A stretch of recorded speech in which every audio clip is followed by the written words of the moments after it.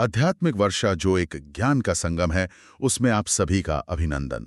आज हम एक ऐसी यात्रा पर हैं जो हमें श्रीमद् भगवत गीता के एक बहुत ही गहरे और सच कहूं तो जीवन को बदलने वाले श्लोक के बिल्कुल हृदय तक ले जाएगी। हाँ, ये वो ज्ञान है जो हमें सिखाता है कि जीवन के हर मौसम में, चाहे सुख हो या दुख, हम अपने मन को स्थिर कैसे रख सकते हैं।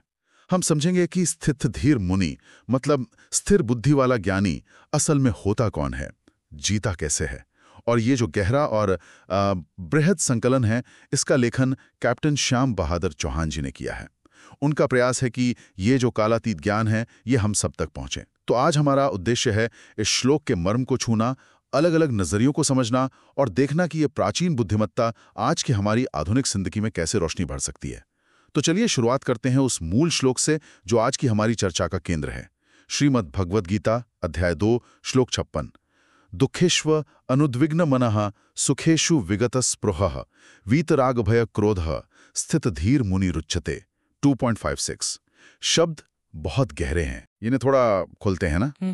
दुःखेष्वनुद्विग्न मनः मतलब दुखों के आने पर जिसका मन उद्विग्न न हो, व्याकुल न हो, परेशान न हो। बिल्कुल। सुखेषु विगत स्पृहः, सुखों के आने पर जिसमें कोई स्पृहा, कोई तीव्र इच्छा, कोई चिपकाव न रह जाए। हाँ, कोई लालसा नहीं। और वीतराग भय क्रोधः, जी। जो राग यानी किसी चीज से मोह या आसक्ति, भय यानी डर, और क्रोध यानी गुस्सा, इन तीनों से पूरी तरह मुक्त हो गया हो। अच्छा। ऐसे व्यक्ति को स्थित धी मुनि उच्यते, स्थिर बुद्धि वाला मुनि या ज्ञानी कहा जाता है। बिल्कुल। और इसका अगर सार देखें तो कितना सीधा और कितना शक्तिशाली है।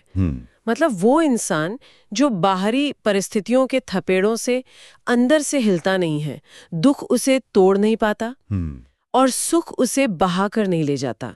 उसके मन पर आप कह सकती है राग का, भय का, क्रोध का, इनका राज नहीं चलता। वही है स्थित प्रज्ञा, वही है स्थिर धीर। और ये बात कितनी असाधारण है कि ये उपदेश ही शांत जगह के आश्रम में नहीं दिया गया, ये तो कुरुक्षेत्र के युद्ध के मैदान में दिया गया। चारों तरफ वो माहौल, युद्ध, हिंसा, तनाव।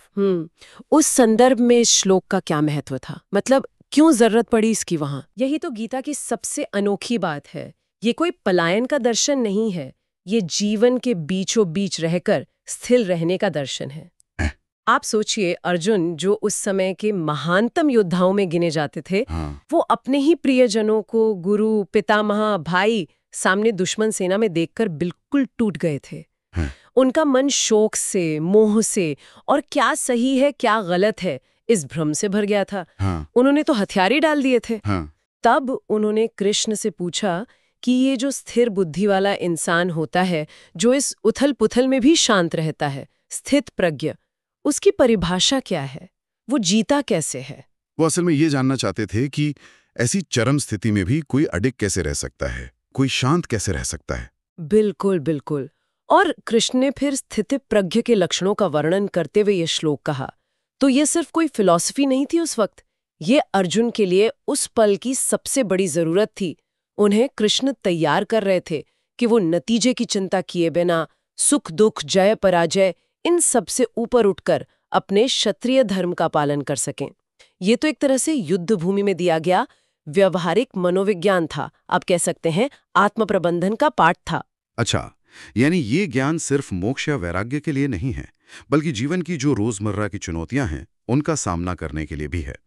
इस एक श्लोक पर तो मैंने सुना है कई महान संतों और दार्शनिकों ने अपनी अपनी व्याख्याएं दी हैं। क्या हम कुछ मुख्य धाराओं को समझ सकते हैं? अलग अलग नजरिए क्या रहे हैं इस पर? हाँ बिल्कुल, अनेकों ने इस पर चिंतन किया है और सच कहूं तो हर व्याख्या अपने आप में एक मोती की तरह है। अगर कुछ मुख्य धाराओं की बात करें तो एक दृष्टिकोण आता है आदि शंकराचार्य जैसे अद्वैत वेदांतियों का। वे कहते हैं कि स्थित प्रज्ञ वो है जिसे आत्मज्ञान हो गया है, मतलब उसे ये पता चल गया है कि मैं ये शरीर या मन नहीं हूँ, बल्कि मैं वो आत्मा हूँ जो अविनाशी है, जो बदलती नहीं है।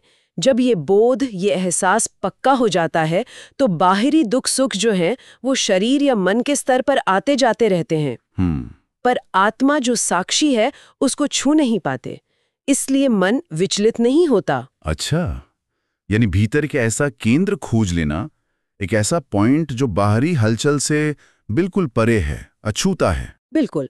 फिर आप देखिए स्वामी विवेकानंद जैसे विचारक हैं, वो इसे व्यावहारिक वेदांत कहते हैं, प्रैक्टिकल वेदांत। उनके लिए ये कोरी बातें नहीं है, ये फिलॉसफी नहीं है सिर्फ, ये तो रोजमर्रा की जिंदगी में उतारने की चीज है।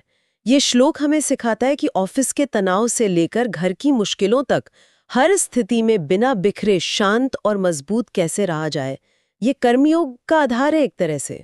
हाँ, ये बात तो आज के लोगों को शायद ज्यादा अपील करेगी, ज्यादा प्रैक्टिकल लगती है। निश्चित रूप से। फिर भक्ति मार्ग के संत भी हैं, जैसे संत ज्ञानेश्वर महाराज। वो अपनी प्रसिद्ध ज्ञानेश्वरी में कहते हैं कि ऐसा व्यक्ति प्रकृति के जो 3 गुण हैं, सत्व रज तम, उनके प्रभाव से ऊपर उठ जाता है। उसे समझ आ जाता है कि ये सब गुणों का ही खेल है और वो इनसे प्रभावित हुए बिना अपना रास्ता चलता है। स्वामी अड़गड़ानंद जी जैसे संत मन की शुद्धि पर, मन की निर्मलता पर बहुत जोर देते हैं। वे कहते हैं कि जब तक मन में राग है, मतलब किसी के प्रति बहुत ज्यादा खिंचाव और द्वेष है, यानी किसी के प्रति बहुत ज्यादा नफरत या विकर्षण, तब तक बुद्धि स्थिर हो ही नहीं सकती। ये विकार जब हटते हैं तो शांति अपने आप आ जाती है। यानी मन की सफाई वो पहली जरूरत है, मन को साफ करना होगा पहले। हाँ, और एक आधुनिक दृष्टिकोण अगर देखें तो डॉक्टर सर्वपल्ली राधाकृष्णन जैसे महान दार्शनिक इसे मानवीय गरिमा और सच्ची स्वतंत्रता से जोड़ते हैं। वो कहते हैं कि जब हमारी खुशी या हमारा दुख बाहरी घटनाओं पर या लोगों पर निर्भर नहीं रहता, तभी हम असल में स्वतंत्र होते हैं। सुख दुख में सम रहना ही इंसान की असली आजादी है। कमाल है। तो मतलब चाहे रास्ता ज्ञान का हो या कर्म का या भक्ति का या फिर आधुनिक दर्शन का, मंजिल एक ही नजर आ रही है। बिल्कुल। कि बाहरी परिस्थितियों पर अपनी अंदरूनी शांति को निर्भर ना करना, है ना? सार यही है, बिल्कुल। तरीके अलग हो सकते हैं, भाषा अलग हो सकती है, कहने का ढंग अलग हो सकता है, पर इशारा उसी आंतरिक स्थिरता की ओर है, उसी बैलेंस की ओर है। लेकिन यहाँ एक बहुत ही व्यवहारिक सवाल उठता है। ये सारी बातें सुनने में बहुत अच्छी लगती हैं, बहुत आदर्शवादी लगती हैं, पर आज की दुनिया आप देखिए कितनी तेज रफ्तार है, कितना कंपटीशन है, तनाव है, एंजाइटी है। क्या ये हजारों साल पुराना सिद्धांत आज भी उतना ही कारगर है? क्या ये आज के इंसान की सच में मदद कर सकता है? ये सवाल बहुत वाजिब है और मेरा मानना है कि ये सिद्धांत आज शायद पहले से भी कहीं ज्यादा जरूरी और प्रासंगिक हो गया है। देखिए कैसे। सबसे पहले तो आप मानसिक स्वास्थ्य को ही ले लीजिए, मेंटल हेल्थ। आज स्ट्रेस, डिप्रेशन, एंजाइटी ये शब्द कितने आम हो गए हैं ना? हाँ, बिल्कुल आम है। ये श्लोक एक तरह की मानसिक इम्यूनिटी बनाने का नुस्खा है, एक तरह की रेजिलियंस जिसे कहते हैं वो बनाने का तरीका है। ये हमें सिखाता है कि ठीक है, हालात हमारे काबू में हों या ना हों, पर उन पर हमारी जो प्रतिक्रिया है, हमारा जो भावनात्मक रिएक्शन है, वो काफी हद तक हमारे हाथ में हो सकता है। दुख में बिल्कुल बिखर न जाना और सुख में हवा में उड़ने न लगना, यही तो मानसिक संतुलन का आधार है। ये हमें अपनी भावनाओं का गुलाम बनने से बचाता है। अच्छा, मतलब ये एक तरह का इमोशनल रेगुलेशन टूल है? हाँ। जैसे आजकल माइंडफुलनेस की बहुत बात होती है, ये कुछ वैसा ही है या उससे अलग है? आप कह सकते हैं कि माइंडफुलनेस इसका एक हिस्सा हो सकता है। जैसे अपनी भावनाओं को बिना जज किए देखना, वो इसमें मदद करता है। लेकिन ये श्लोक उससे भी आगे जाकर राग, भय और क्रोध से मुक्ति की बात करता है। ये जड़ पर काम करने की बात है। बराबर। दूसरा, आप देखिए सामाजिक सद्भाव पर इसका क्या असर हो सकता है। समाज में जितनी भी नफरत है, हिंसा है, डर है, अशांति है, उसकी जड़ में कहीं ना कहीं व्यक्तियों और समूहों का राग, मेरा, तेरा, अपना, पराया वाली भावना, भय, असुरक्षा का भाव, शक और क्रोध, असहिष्णुता, बदले की भावना, यही सब तो है। हाँ, बात तो सही है। अगर लोग व्यक्तिगत स्तर पर संभाव साधना सीखें, दुख सुख में समान रहना सीखें, राग द्वेष से ऊपर उठें, तो समाज में आपसी समझ और शांति अपने आप बढ़ेगी, झगड़े कम होंगे। ये तो बहुत बड़ा प्रभाव हो सकता है अगर ऐसा हो। और व्यक्तिगत आध्यात्मिक यात्रा के लिए, स्पिरिचुअल जर्नी के लिए इसका क्या महत्व है? उसके लिए तो ये समझ लीजिए कि नींव का पत्थर है। खुद को जानने की राह पर, आत्मज्ञान की राह पर पहला कदम ही है अपने मन के इन उतार चढ़ावों को समझना, अपनी भावनाओं के पैटर्न को देखना और फिर उनसे ऊपर उठना। जब तक हम राग, भय, क्रोध के इस खेल में ही फंसे रहेंगे, तब तक आत्मा का असली स्वरूप कैसे दिखेगा? स्थित प्रज्ञ होना ही आध्यात्मिक प्रगति का लक्षण भी है और साधन भी है, दोनों है। ये वाकई सोचने वाली बात है कि एक छोटा सा श्लोक जीवन के इतने सारे आयामों को छूता है, मानसिक, सामाजिक, आध्यात्मिक, सब कुछ। खासतौर पे आज के युवाओं और विद्यार्थियों के बारे में सोचें, उन पे तो कितना दबाव रहता है, सफलता का, पढ़ाई का, करियर का, फिर ये सोशल मीडिया का दबाव अलग। उनके लिए इस श्लोक में क्या संदेश छुपा है? युवाओं के लिए तो ये एक, मैं कहूंगी, संजीवनी बूटी की तरह है। उनके जीवन के उदाहरणों से ही समझते हैं ना। मान लीजिए किसी इम्तिहान में उम्मीद से कम नंबर आए, या जिस कॉलेज में जाना चाहते थे वहां एडमिशन नहीं मिला। ये दुख की घड़ी है। हाँ, बहुत बड़ा दुख होता है उनके लिए। बिल्कुल। श्लोक कहता है, दुखेश्वर अनुद्विग्न मनः। दुखी होना ठीक है, स्वाभाविक है, पर इतने व्याकुल मत हो जाओ कि आगे का रास्ता ही बंद नजर आने लगे। इसे एक सबक मानो, देखो कहाँ कमी रह गई और फिर से जुट जाओ। इसे जिंदगी का अंत मत समझो। दूसरी तरफ मान लीजिए किसी ने टॉप कर लिया, या ड्रीम जॉब मिल गई, या सोशल मीडिया पर खूब तारीफ हो रही है। ये सुख की घड़ी है। श्लोक कहता है, सुखेषु विगत स्पृह। खुश हो, बिल्कुल सेलिब्रेट करो, पर इस सफलता के नशे में ऐसे मत डूब जाओ कि अहंकार आ जाए या मेहनत करना ही छोड़ दो। सफलता को सिर पर मत चढ़ने दो, विनम्रता बनाए रखो। सही कहा। और सबसे जरूरी, वीतराग भय क्रोधा। असफलता का डर, इंटरव्यू का डर, किसी की आलोचना पे एकदम से गुस्सा आ जाना, या किसी चीज या इंसान से जरूरत से ज्यादा मोह, इन भावनाओं को अपने फैसले लेने की प्रक्रिया पर हावी मत होने दो। शांत मन से स्थिर होकर सोचो और फिर कदम उठाओ। ये संतुलन साधने की कला है जो शायद हम स्कूल कॉलेज में कोई सिखाता नहीं है, पर जीवन के लिए शायद सबसे जरूरी है। बिल्कुल, ये जीवन जीने की कला है, आर्ट ऑफ लिविंग जिसे कहते हैं। अच्छा, तो ये तो हुई व्यक्तिगत बात और युवाओं की बात, लेकिन इसे हम अपने रोजमर्रा के जीवन में, अपने परिवार में, अपने समाज में कैसे उतार सकते हैं? इसका असर कहाँ तक जा सकता है? क्या लगता है आपको? इसका असर बहुत गहरा और बहुत दूर तक जा सकता है।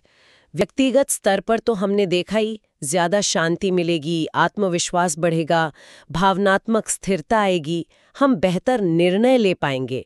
अब सोचिए पारिवारिक स्तर पर, घर में अगर घर के सदस्य छोटी छोटी बातों पर रिएक्ट करना कम कर दें, एक दूसरे की सफलता से जलने की बजाय सच में खुश हों, दुख में एक दूसरे का सहारा बने, पर खुद ना बिखरें, अपेक्षाओं का बोझ कुछ कम करें, राग द्वेष से ऊपर उठकर प्रेम और सम्मान से रहें, आप सोचिए घर का माहौल कितना सकारात्मक और कितना सुकून भरा हो जाएगा। हाँ, ये तो हर कोई चाहता है। ऐसा माहौल कौन नहीं चाहेगा? हमें विशेष रूप से घर की महिलाओं की भूमिका को समझना होगा। माँ, पत्नी, बहन, बेटी, ये अक्सर परिवार की भावनात्मक धुरी होती हैं। सबका ध्यान रखती हैं, सबको जोड़कर रखती हैं। अगर वे स्वयं इस संभाव का अभ्यास करें, तो वे न केवल अपनी आंतरिक शांति और शक्ति पाएंगी, बल्कि पूरे परिवार के लिए एक स्थिर और पोषण देने वाला एक नर्चरिंग वातावरण बना पाएंगी। जब घर की नींव यानी महिलाएं शांत और स्थिर होंगी, तो पूरा परिवार ज्यादा संतुलित और खुशहाल होगा। इससे उनकी अपनी सेहत पर, उनकी मानसिक शांति पर भी बहुत अच्छा असर पड़ेगा। जी, ये बहुत महत्वपूर्ण बात कही आपने। परिवार की शांति में महिलाओं की स्थिरता का वाकई बहुत बड़ा योगदान है। निश्चित रूप से। फिर देश के स्तर पर देखिए, अगर हमारे नागरिक और खासकर हमारे नेता, हमारी पॉलिसी बनाने वाले लोग, अगर वो भावनाओं में बहकर या किसी डर या लालच में आकर फैसले लेने की बजाय स्थित प्रज्ञ होकर दूरदर्शिता से सबके हित को ध्यान में रखकर निर्णय लें, तो देश कितनी तेजी से सही दिशा में आगे बढ़ सकता है। हाँ, बिल्कुल। और विश्व स्तर पर भी आज देशों के बीच जो इतने तनाव हैं, संघर्ष हैं, उनका कारण भी तो आखिर में यही राग, गुटबंदी, मेरा हित, भय, असुरक्षा, हथियारों की होड़ और क्रोध, आक्रामकता, पुराना बदला ही तो है। अगर राष्ट्रों के प्रमुख स्थित प्रज्ञता के इस सिद्धांत को थोड़ा भी अपनाएं, तो विश्व शांति शायद सिर्फ एक सपना ना रहे। बात तो बहुत गहरी है। मुझे वो कहानी याद आ रही है जो अक्सर इस श्लोक को समझाने के लिए सुनाई जाती है, एक छात्र वाली कहानी। शायद आप उसे बताएं तो और स्पष्ट होगा। हाँ, वो कहानी इसे बहुत सरल बना देती है। एक विद्यार्थी था जो अपनी परीक्षा में फेल हो गया। अब वो इतना निराश और दुखी हुआ कि उसके मन में बहुत ही नकारात्मक ख्याल आने लगे। जीने की इच्छा ही जैसे खत्म होने लगी। उसके पिता ने उसकी हालत देखी, उसे बड़े प्यार से अपने पास बिठाया और यही श्लोक सुनाया और फिर समझाया, बेटा देखो, दुख आया है, ये सच है, तुम फेल हुए हो, पर दुखेष्वनुद्विग्न मनः, इस दुख को अपने मन पर इतना हावी मत होने दो कि तुम टूट जाओ। इसे स्वीकार करो, पर विचलित मत हो। कल जब तुम फिर से मेहनत करोगे और सफल होगे, तब सुख आएगा। तब सुखेषु विगत स्पृहा, उस सुख में इतने मत बह जाना कि अहंकार आ जाए या तुम लापरवाह हो जाओ, उससे भी संभाव से लेना। और इस पूरी यात्रा में वीत राग भय क्रोधहा, न तो असफलता का भय पालो, न सफलता का राग रखो, और न ही किसी पर बेवजह क्रोध करो। यही स्थिर बुद्धि का रास्ता है। कहते हैं, उस छात्र ने पिता की बात को गांठ बांध लिया। उसने फिर से प्रयास किया, सफल भी हुआ, लेकिन अब उसके अंदर सफलता या असफलता को लेकर एक ठहराव आ गया था, एक संभाव आ गया था। ये कहानी सच में दिल को छूती है और बात को एकदम शीशे की तरह साफ कर देती है। तो अगर हमें इस पूरी चर्चा का सार, इसका निचोड़ एक या दो वाक्यों में कहना हो तो वो क्या होगा? सार यही है कि जीवन में द्वंद्व, सुख और दुख, मान और अपमान, लाभ और हानि, ये हमेशा रहेंगे। ये सिक्के के दो पहलू हैं। इनसे भागना या इन्हें पूरी तरह मिटा देना संभव नहीं है। असली जीत इनसे भागने में नहीं है, बल्कि इनके बीच रहते हुए भी अपने मन की स्थिरता बनाए रखने में है। जो इन लहरों के बीच अपनी नाव को संतुलित रख पाता है, वही स्थितधीर मुनि है। यही आंतरिक शांति और शक्ति का परम रहस्य है, समभाव, इक्वानिमिटी। बहुत खूब। तो आज हमने गीता के श्लोक 2.56 के जरिए स्थित धीर मुनि के स्वरूप को समझा। दुख में अविचलित, सुख में अनासक्त, राग भय क्रोध से परे, और ये भी जाना कि ये हजारों साल पुराना ज्ञान आज भी हमारे जीवन के हर पहलू के लिए कितना जरूरी और उपयोगी है। चाहे वो हमारे मन की शांति हो, परिवार का सुख हो, समाज की भलाई हो, या फिर खुद को जानने की हमारी अपनी आध्यात्मिक यात्रा। इस गहरी और ज्ञानवर्धक चर्चा में हमारे साथ रहने के लिए सभी श्रोताओं का बहुत बहुत धन्यवाद।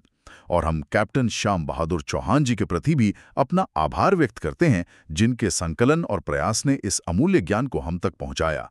हमारी कामना है कि ये हम सबके जीवन में प्रकाश लाए। और अब जाते जाते एक सवाल आपके मन के लिए छोड़ जाते हैं। जरा अपने जीवन में झांक कर देखिए, वो कौन सी स्थितियां हैं, कौन से लोग हैं या कौन सी भावनाएं हैं जो आपको सबसे ज्यादा विचलित करती हैं। कहाँ आप सुख में बह जाते हैं या दुख में डूब जाते हैं। कहाँ राग, भय या क्रोध आप पर हावी हो जाता है।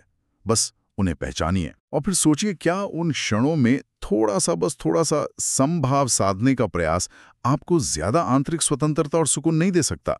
इस पर विचार जरूर कीजिएगा। अगली ज्ञान यात्रा तक स्थिर रहें, शांत रहें। अलविदा।